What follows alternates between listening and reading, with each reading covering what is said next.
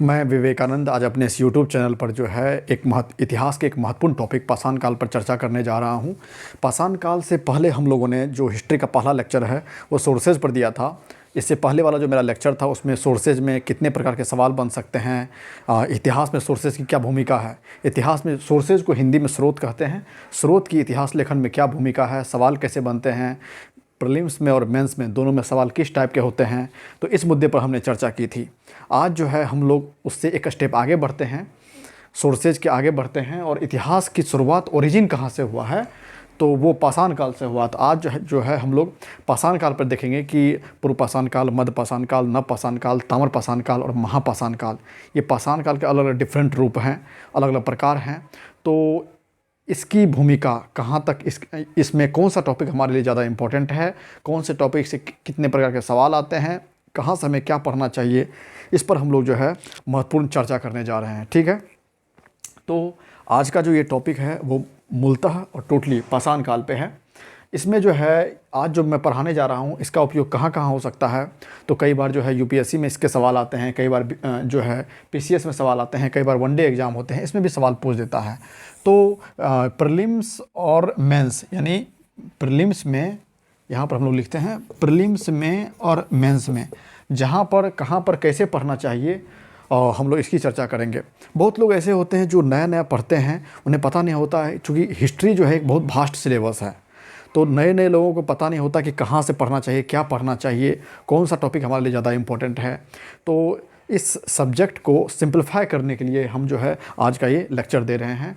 जो UPSC, BPSC हो या कोई सा भी पीसीएस हो या कोई सा भी वनडे एग्ज़ाम हो, वहाँ भी ये काम कर जाएगा। ठीक है, तो हम लोग आज अभी इसका होल अध्ययन करेंगे, पूरी तरह अध्ययन करेंगे। पाषाण काल का सबसे पहले हम ये जानेंगे कि ये पाषाण काल का अध्ययन हमारे लिए क्यों ज़रूरी है, ये होता क्या है। तो पाषाण काल, ये शब्द की चर्चा जो है, पाषाण काल क्यों कहा गया है। ठीक है, पाषाण का मतलब होता पत्थर, एक ऐसा काल जिसमें हमारे पास, जिसके बारे में हमारे पास कोई भी लिखित साक्ष्य उपलब्ध नहीं है।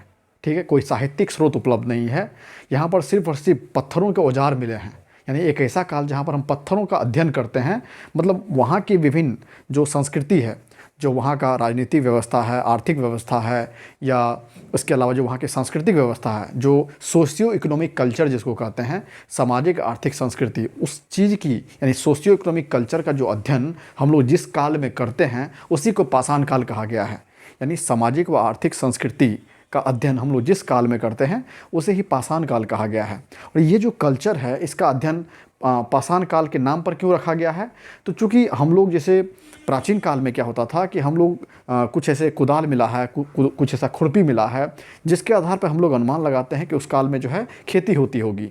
कई बार जो है पशुओं के दफनाने के प्रमाण मिले हैं, तो हमें ये पता चलता है कि शायद उस समय जो है पशुओं का भोजन के रूप में भी उपयोग होता होगा। शायद जो है जानवरों को जो है दावत के रूप में, या जानवरों का जो है पालतू जानवर के रूप में भी जो है पाला जाता होगा। तो हम लोग जो है पाषाण काल के बारे में पत्थरों के आधार पर, उसके दफनाने की प्रकृति के आधार पर, समाधान के आधार पर अलग अलग प्रकार के अनुमान लगाते हैं। इसीलिए इस काल को, पूरे काल को जो है पाषाण काल कहा गया है यहाँ पर। ठीक है, चूँकि हम यहाँ पर जो भी अध्ययन करते हैं वो या तो पत्थर के औजार हैं, या खुरपी हैं, या दरिया है, या दरार है, कुछ भी है, उसी के आधार पर हम लोग इसका अध्ययन करते हैं। ठीक है, जो हमारा हिस्ट्री है ना, अगर इसको हम शुरुआती तौर पर देखें तो इसको 3 भागों में बांटा गया है। एक तो होता है प्री हिस्ट्री, ठीक है, एक प्री हिस्ट्री होता है, एक प्रोटो हिस्ट्री होता है, और एक हिस्टोरिकल फेज होता है। ठीक है, तो जो पाषाण काल का हम लोग जो अध्ययन करेंगे उसी का पार्ट है पाषाण, प्री हिस्ट्री का भाग है पाषाण काल। ठीक है, पैलियोलिथिक एज। ये जो प्री हिस्ट्री का भाग है वो है पाषाण काल। हिस्ट्री को टोटली 3 भागों में बांटा गया है। प्री हिस्ट्री यानी प्राग इतिहास, प्रोटो हिस्ट्री यानी आदि इतिहास, और हिस्टोरिकल फेज। तो इतिहास का जब भी हम अध्ययन करेंगे तो हमें इसका जो टाइम पीरियड है जो इसका टाइम पीरियड है उसको ध्यान में हमेशा रखना होगा, कंसेप्ट को क्लियर करने के लिए। ठीक है, याद रखना ज़रूरत नहीं है, लेकिन एक अनुमान होना चाहिए कि कौन सा कालक्रम, कहाँ से इसकी शुरुआत होती है। तो जो ये हिस्ट्री है उसके 3 भाग हैं, जैसा मैंने पहले बताया। एक है प्री हिस्ट्री, दूसरा है प्रोटो हिस्ट्री, तीसरा है हिस्ट्री। जो प्री हिस्ट्री है उसके अंतर्गत ये पाषाण काल आता है। और इस काल में हमें जो भी सोर्सेज मिलते हैं, यानी इसके अध्ययन के लिए, वो सारे के सारे जो है पुरातात्विक स्रोत हैं। ये पुरातात्विक स्रोत क्या होता है, इसकी चर्चा हमने अपने पहले के लेक्चर में एक बार कर चुके हैं, साहित्यिक स्रोत और पुरातात्विक स्रोतों के बारे में। यानी जो लिटरेटरी सोर्सेज हैं, आर्कियोलॉजिकल सोर्सेज हैं, इसके बारे में। ठीक है, तो पाषाण काल में ये जो प्रागैतिहास लिखा गया है, यानी प्री हिस्ट्री जो लिखा गया है भारत का या पूरी दुनिया भर का, वो टोटली जो है वो आर्कियोलॉजिकल सोर्सेज बेस्ड हैं, यानी पुरातात्विक स्रोतों के आधार पर उनका इतिहास लिखा गया है। ये जो फिर आता है, दूसरा आता है प्रोटो हिस्ट्री, यानी कि आदि इतिहास आता है। आदि इतिहास में दो भाग आ जाता है, एक तो सैंधव सभ्यता आता है, एक वैदिक सभ्यता आता है। ठीक है, तो सैंधव सभ्यता के बारे में हमें आर्कियोलॉजिकल सोर्सेज मिलते हैं, बट वैदिक सभ्यता के बारे में जो है हमें साहित्यिक स्रोत भी प्राप्त होते हैं, जैसा कि आप सब जानते होंगे, जिसमें ऋग्वेद, सामवेद, यजुर्वेद, अथर्ववेद आते हैं। तो हमें प्रोटो हिस्ट्री का जो लेखन हुआ है, इसमें साहित्यिक और पुरातात्विक दोनों, यानी लिटरेटरी और आर्कियोलॉजिकल दोनों मिला के इस इतिहास को लिखा गया है, प्रोटो हिस्ट्री को। और अब बात करते हैं हिस्टोरिकल फेज की। तो जो 6th सेंचुरी BC था, जो जहाँ से सेकेंड अर्बनाइजेशन की शुरुआत होती है, ये सबको पता होना चाहिए। जो सेकेंड अर्बनाइजेशन का फेज है उसको 6th सेंचुरी BC को माना जाता है। तो सवाल ये उठता है कि फर्स्ट अर्बनाइजेशन किसे कहते हैं? तो जो पहला शहरीकरण है, यानी फर्स्ट अर्बनाइजेशन जो है वो हड़प्पा के फेज को बोला जाता है। सेकेंड अर्बनाइजेशन जो है हिस्टोरिकल फेज में, second urbanization 6th century BC को बोला जाता है। और जो थर्ड अर्बनाइजेशन है वो बोला जाता है दिल्ली सल्तनत में जो अर्बनाइजेशन है उसको तीसरा शहरीकरण बोला जाता है। हिस्टोरिकल फेज में, मैं फिर से बता रहा हूँ, हिस्टोरिकल फेज में जब भी हम लोग अर्बनाइजेशन की बात करते हैं तो वो 3 अर्बनाइजेशन की प्रमुखता चर्चा होती है। एक तो पहला अर्बनाइजेशन, फर्स्ट अर्बनाइजेशन, पहला शहरीकरण, वो है हड़प्पा का फेज। सेकेंड अर्बनाइजेशन यानी द्वितीय शहरीकरण, वो है 6th सेंचुरी BC। एक है थर्ड अर्बनाइजेशन, वो है दिल्ली सल्तनत का जो शहरीकरण हुआ था उसको थर्ड अर्बनाइजेशन यानी तीसरा शहरीकरण बोला जाता है। ठीक है, शहरीकरण का बातें क्लियर हो गई, कंसेप्ट क्लियर हो गया। तो ये जो हिस्टोरिकल फेज है इसकी शुरुआत जो है 6th सेंचुरी BC से मानी जाती है। अब हम लोग आज का जो हमारा टॉपिक है वो है पाषाण काल का। तो इसकी चर्चा हम लोग आगे के लेक्चर में करेंगे, प्रोटो हिस्ट्री और हिस्ट्री की चर्चा। फिलहाल आज का जो मूलतः हमारा डिस्कशन का टॉपिक है वो है पाषाण काल। तो बातें अब क्लियर हो गई होगी। पाषाण काल को जो है अपने अध्ययन के दृष्टिकोण से 3 भागों में बांटा जाता है। एक है पूर्व पाषाण काल, ठीक है, एक है पुरा पाषाण काल कहते हैं, इसी को इंग्लिश में पैलियोलिथिक एज कहते हैं। दूसरा मध्य पाषाण काल है, तीसरा नव पाषाण काल है। ठीक है, जो पुरा पाषाण काल है इसको भी अध्ययन के दृष्टिकोण से जो है 3 भागों में बांटा जाता है। एक तो है lower palaeolithic, middle palaeolithic, higher palaeolithic, यानी निम्न पुरा पाषाण काल, मध्य पुरा पाषाण काल, उच्च पुरा पाषाण काल। एक है मेसोलिथिक का फेज है मध्य पाषाण का, एक है न्योलिथिक यानी नव पाषाण काल का फेज है। ठीक है, हमारे अब सवाल ये उठता है, ये सिलेबस तो बहुत ज़्यादा वास्ट है, लेकिन पूछना क्या, मतलब हमारे लिए इम्पोर्टेंट क्या है, एग्जाम के दृष्टिकोण से इम्पोर्टेंट क्या है? हमेशा चाहे पुरा पाषाण काल हो, मध्य पाषाण काल हो, नव पाषाण काल हो या कोई भी काल हो, ठीक है, इसमें जो है 2 सबसे ज़्यादा इम्पोर्टेंट है। वो क्या है कि एक तो हमको इसके औजारों के बारे में जानना ज़रूरी है।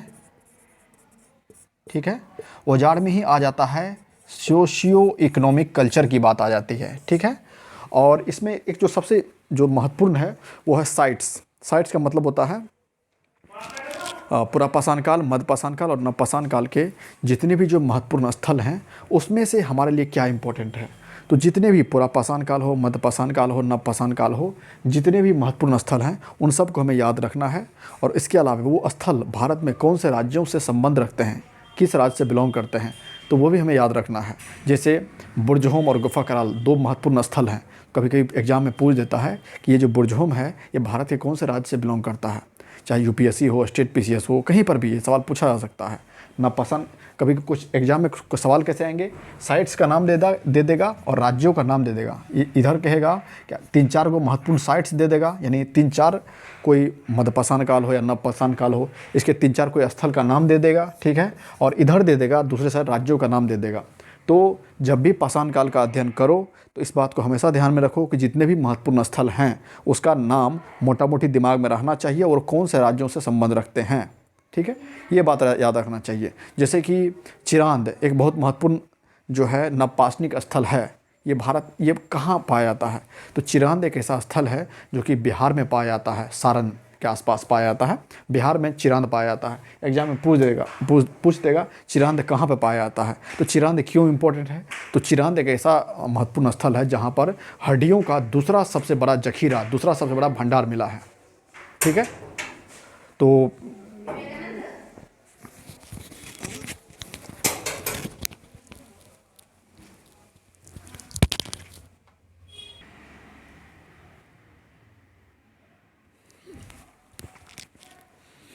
अभी हम लोगों ने पूरा पाषाण काल की चर्चा तो कर ली है। अब हम लोग जो है मध्यपाषाण काल की चर्चा करते हैं।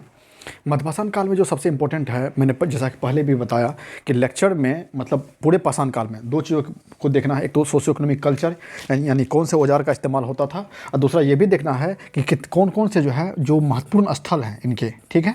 इसको बहुत ही अच्छे तरीके से जो है ये देखना है, औजार कौन सा इंपॉर्टेंट है, महत्वपूर्ण स्थल कौन सा इंपॉर्टेंट है। अब बात करते हैं मध्यपाषाण काल की। पूरा पाषाण के काल की चर्चा कर ली हमने। हम लोग अभी जो है पूरे पाषाण काल का एक होल सिलेबस, यानी कि जो क्या इंपॉर्टेंट है, क्या पढ़ना है, क्या छोड़ना है, वो बस देख के एक इंट्रोडक्शन वाली क्लास है। तो मध्यपाषाण काल में हम लोग को ये देखना है क्या इंपॉर्टेंट है। मध्यपाषाण काल दरअसल में मध्यपाषाण काल में जो है मध्यपाषाण कालीन कला इंपॉर्टेंट है। हर एक साल जो है जो कभी कभी यूपीएससी के मेंस में सवाल आ जाता है, और प्रीलिम्स के हिसाब से बस एक चीज़ इंपॉर्टेंट है जो मैंने पहले ही बताया कि जितने भी महत्वपूर्ण स्थल हैं इनको बस याद कर लेना है, कौन सा लोकेशन कहाँ पे ज़्यादा इंपॉर्टेंट है, ठीक है। अब पूरा पाषाण काल में, मध्यपाषाण काल में और नवपाषाण काल में, तीनों में। मध्यपाषाण काल में जो है सिर्फ और सिर्फ कला देख लेना है। और और फिर नवपाषाण काल का इतिहास जो है, जब हम लोगों के द्वारा भोजन व्यवस्था की शुरुआत हुई थी, जब पहली बार जो आग का आविष्कार हुआ था वो नवपाषाण काल में हुआ था। तो यहीं से नवपाषाण काल की शुरुआत हुई, यानी सब्सिस्टेंस इकोनॉमी की, यानी एक ऐसा रहन सहन का एक अवस्था जिसमें मानव और जानवर एक साथ सामूहिक रूप में इकट्ठा होकर रहने लगे थे। उसी को जो है सब्सिस्टेंस इकोनॉमी कहते हैं। यानी कि यहीं से ये इस प्रकार का जो प्रोसेस है ये नवपाषाण काल से ही इसकी शुरुआत हुई थी, चूँकि आग का आविष्कार हो गया था और आग के द्वारा जो है मानव जो है पके हुए खाने खाने लगे थे, पका भुना हुआ खाना, ठीक है। अब तीनों में कंसेप्ट को क्लियर करने के लिए हम लोग इसका अध्ययन करते हैं, तीनों का अंतर देखते हैं। पूरा पाषाण काल और मध्यपाषाण काल और नवपाषाण काल में क्या अंतर है। ये जो टाइम पीरियड दिया गया है ये कोई फिक्स टाइम पीरियड नहीं है, बल्कि अध्ययन के दृष्टिकोण से एक अनुमान लगाया गया है कि पूरा पाषाण काल को जो पीरियड है वो 6 लाख से 10,000 बीसी के बीच में है। ये बीसी क्या होता है, बीसी जो है बिफोर क्राइस्ट। ये तो बहुत सिंपल सा कंसेप्ट है। 6 लाख से 10,000 बीसी के बीच में पूरा पाषाण काल को माना जाता है, और 8,000 से 4,000 बीसी के बीच में मध्य पाषाण काल को माना जाता है, और 4,000 बीसी से 10,000 बीसी के बीच में जो है नव पाषाण काल को माना जाता है। अब इसमें क्या इंपॉर्टेंट है, हमेशा मैंने पहले भी कहा कि महत्वपूर्ण स्थल को हमेशा याद रख लेना है। जैसे पूरा पाषाण काल के ये जो साइट्स हैं, ये अतिरपक्कम का क्षेत्र है, मदुरै का क्षेत्र है, सोन घाटी का क्षेत्र है, पलवड़म का क्षेत्र है। ये दो ऐसे सवाल हैं जो यूपीएससी के मेंस में पूछा जा चुका है। जैसे पलवड़म का क्षेत्र कहाँ पे, ये लोकेशन पूछा जा चुका है, जो मैप के सवाल होते हैं। और कोई सा भी पीसीएस का एग्ज़ाम हो या वनडे एग्ज़ाम हो, हमेशा महत्वपूर्ण स्थल उसे राज्यों का नाम याद कर लेना है। तो इसमें सारे साइट्स के नाम, जैसे उत्तर प्रदेश में एक बेलन घाटी का क्षेत्र है, एक बिलासपुर ग्राम का क्षेत्र है। बिलासपुर ग्राम एक ऐसा जगह है जहाँ पर प्राचीनतम चूल्हे का प्रमाण मिला है, ठीक है। मध्यपाषाण में आते हैं तो मध्यपाषाण में दो ऐसा महत्वपूर्ण स्थल है जो सबसे ज़्यादा इंपॉर्टेंट है, वो है आदमगढ़ और बागोर, ठीक है। बागोर एक ऐसा जगह था जो मध्यपाषाण काल का सबसे बड़ा क्षेत्र था, ठीक है। और आदमगढ़ भी जो है मध्य प्रदेश में पाया जाता है, बागोर भी वहीं पर पाया जाता है। नहीं, बागोर राजस्थान में पाया जाता है, आदमगढ़ मध्य प्रदेश पाया जाता है। तो ये जो है सबसे बड़ा क्षेत्रफल बागोर का था। आंध्र प्रदेश में नागार्जुन कुंड था, लंगनाज था। लंगनाज और चौपानी मंडो जो है ये उत्तर प्रदेश में पाया जाता है, ठीक है। ये भी इंपॉर्टेंट है। उसके अलावा हम लोग देखते हैं नवपाषाण काल में। तो नवपाषाण काल का जो कालक्रम है वो 4,000 से 10,000 बीसी है, और इसमें जो महत्वपूर्ण साइट्स हैं वो है, एक है, बहुत सारे साइट्स हैं। अगर हम नवपाषाण काल को एक मोटा मोटी अध्ययन देखें तो नवपाषाण काल को 6 भागों में बांटा गया है अध्ययन के दृष्टिकोण से। एक तो भारत का जो है, अगर हम इंडिया के मैप को देखें तो एक नॉर्थ बेल्ट है, एक है नॉर्थ, ये है नॉर्थ, ये है साउथ, ये है ईस्ट, ये है वेस्ट। तो जो नॉर्थ बेल्ट का क्षेत्र है यहाँ पर ये ज़्यादा इंपॉर्टेंट है नवपाषाण काल के क्षेत्रों में, ठीक है। एक नॉर्थ का क्षेत्र है जो उत्तरी क्षेत्र में क्या आते हैं, कश्मीर का क्षेत्र आता है। जो कश्मीर में 2 ऐसे साइट्स हैं जो ये बुरजहोम और गुफाकराल का साइट्स है, ये मैं इसी की बात कर रहा हूँ, ठीक है। उत्तर पश्चिमी, इसको 6 भागों में बांटा गया है। एक है उत्तर पश्चिमी क्षेत्र, दूसरा है उत्तरी क्षेत्र, तीसरा मध्य भारत क्षेत्र, चौथा मध्य गांगेय क्षेत्र, और 5वां है दक्षिणी भारत, ठीक है। तो अध्ययन के दृष्टिकोण से दक्षिणी भारत का जो ये क्षेत्र है, ये मैप में ये साउथ में सबसे दक्षिण में पाया जाता है। मध्य गांगेटिक बेल्ट जो है, जो गांगेटिक रीजन है भारत का, वो उसमें आते हैं बिहार, पश्चिम बंगाल और झारखंड का ये क्षेत्र है। ये बिहार, पश्चिम बंगाल, झारखंड, उत्तर प्रदेश, इनके जो भी जो गंगा के रीजन है, जो गंगा के आसपास के क्षेत्र हैं, वहाँ के जितने भी महत्वपूर्ण स्थल हैं वो गांगेटिक रीजन में आ जाते हैं। यहीं पर एक महत्वपूर्ण स्थल है चिरांद। बिहार में चिरांद एक ऐसा जगह है जो गांगेटिक रीजन में आता है, तो ये इंपॉर्टेंट है। तो हमको क्या देखना है यहाँ नवपाषाण काल में जो है लोकेशन मेहरगढ़ बुर्जहोम। अब याद कैसे करना है हम लोग को सूक्ष्म दृष्टिकोण से। जैसे नवपाषाण काल का जब भी हम लोग अध्ययन करेंगे तो हमें ये देखना है कि नवपाषाण काल में महत्वपूर्ण स्थल कौन से हैं, और स्थल में भी क्या देखना है, उसके कुछ प्रॉपर्टीज़ को देखना है। जैसे सबसे अधिक हड्डी के प्रमाण कहाँ से मिले हैं, तो बुर्जहोम एक ऐसा साइट्स है जहाँ पर जो है सबसे अधिक हड्डी के प्रमाण मिले हैं। दूसरा सबसे अधिक हड्डी का प्रमाण कहाँ पे मिला है, यह है बिहार में चिरांद। इसके अलावा ये भी पूछता है कि जो है मानव और पशुओं का जैसे एक अवशेष मिला है कश्मीर में, जहाँ पर कि मानव और पालतू कुत्ते को एक साथ दफनाने के प्रमाण मिले हैं। वो कहाँ मिला है, वो कश्मीर में बुर्जहोम है का क्षेत्र है जहाँ पर मानव और पशुओं को दफनाने के प्रमाण मिले हैं। तो इससे क्या साबित होता है, इससे ये भी साबित होता है कि जो है पशुओं का पालतूकरण नवपाषाण काल में शुरू हो गया था। ठीक है, तो हम लोग अभी जो अध्ययन कर रहे हैं तो जो भी पुरातात्विक स्रोत हैं इसको देखना और इसके आधार पर अनुमान लगाकर जो है ये इतिहास लिखा गया है।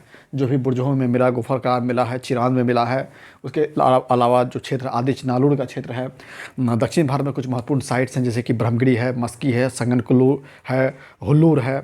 ये सब ऐसे क्षेत्र हैं जिनको देखकर हम लोग अनुमान लगाते हैं कि हमारे लिए मतलब यहाँ के जो अवशेष हैं इससे के आधार पर जो है पूरा नवपाषाण काल का इतिहास लिखा गया है। और यही सब सवाल पूछे जाते हैं, लोग कभी लोकेशन पूछ देता है।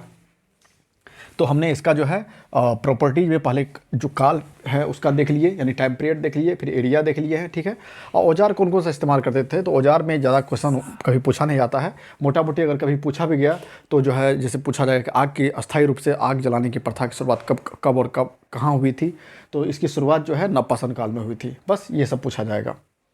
तो हमने अभी देखा कि पाषाण काल में जो है पूर्व पाषाण काल, मध्य पाषाण काल, नवपाषाण काल में क्या इंपॉर्टेंट है, इस तीनों के बीच में डिफरेंस क्या है।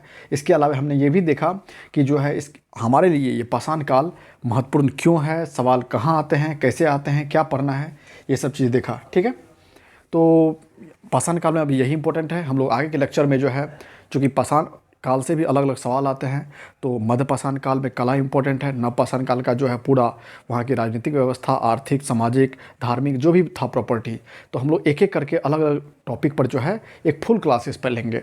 मध्य पाषाण काल की कला पर, नवपाषाण काल पर, फिर एक और फेज आता है ताम्र पाषाण काल का आता है। ठीक है, एक आता है ताम्र पाषाण काल,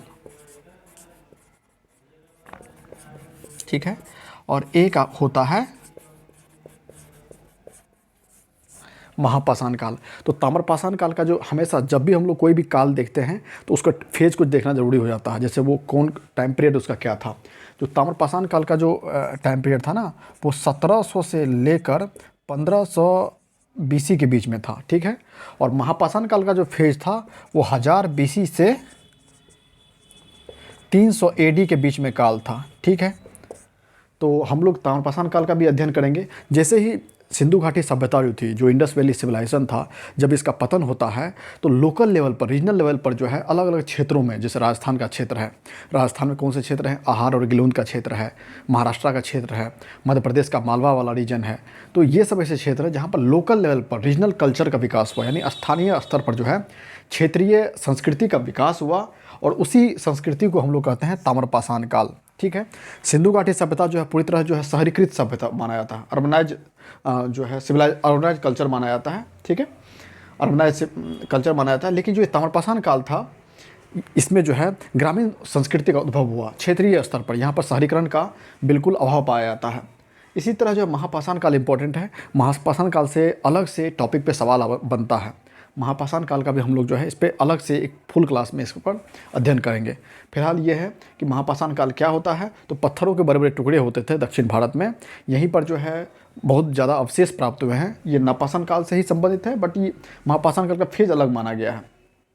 तो पत्थरों के जो अवशेष थे वहाँ पर जो हमें पुरातात्विक स्रोत मिले हैं उसके आधार पर जो इतिहास लिखा गया है उसी को हम लोग महापाषाण काल कहते हैं। इस पर अध्ययन हम लोग अलग क्लास में और फुल इसका जो है अध्ययन करेंगे। ठीक है, तो हमने इसका अध्ययन कर लिया, क्या हमारे लिए इम्पोर्टेंट है, ये औजार है, महत्वपूर्ण स्थल है, और इसमें जो है ताम्रपाषाण से और महापाषाण से यूपीएससी के मेंस में जो है, यूपीएससी का मेंस हो, पीसीएस का मेंस हो, कहीं पर भी हो जाए, इससे सवाल बनते हैं। ताम्रपाषाण से, महापाषाण से, उसके अलावा मध्यपाषाण से सिर्फ एक सवाल बनता है, वो है मध्यपाषाण काला। और नवपाषाण काल में होल से सिलेबस से बनता है, मतलब उस पर राजनीतिक, आर्थिक, सामाजिक, धार्मिक और सांस्कृतिक सब कुछ लिखना होता है, ठीक है। और हम लोग जब भी पाषाण काल पढ़ेंगे तो कोई भी अगर आंसर भी लिखना हो, मान लो कि तुम्हें मेंस का आंसर लिखना है, तो मेंस के आंसर में जितना अधिक फैक्ट डाल सको उतना अधिक मार्क मिलेगा, अंक मिलेगा, ठीक है। तो फैक्ट कैसे डालने हैं, जितने भी महत्वपूर्ण स्थल है अगर ये याद रहा, ठीक है, प्रीलिम्स में भी काम देगा और मेंस में भी काम देगा। क्योंकि मेंस में भी जो भी आंसर लिखेंगे तो उसका इंडिया का मैप बना करके उसके बाद जो है उसको दर्शाना है, उसको दिखाना है कि कहाँ पर कौन से महत्वपूर्ण स्थल हैं, उसके क्या प्रॉपर्टीज़ हैं। क्योंकि प्रॉपर्टीज़ के आधार पर जब हम आंसर लिख करते हैं तो हमें ज़्यादा अंक मिलता है। तो हम लोग नेक्स्ट क्लास में जो है मध्यपाषाण काल और नवपाषाण काल की चर्चा करेंगे, ठीक है।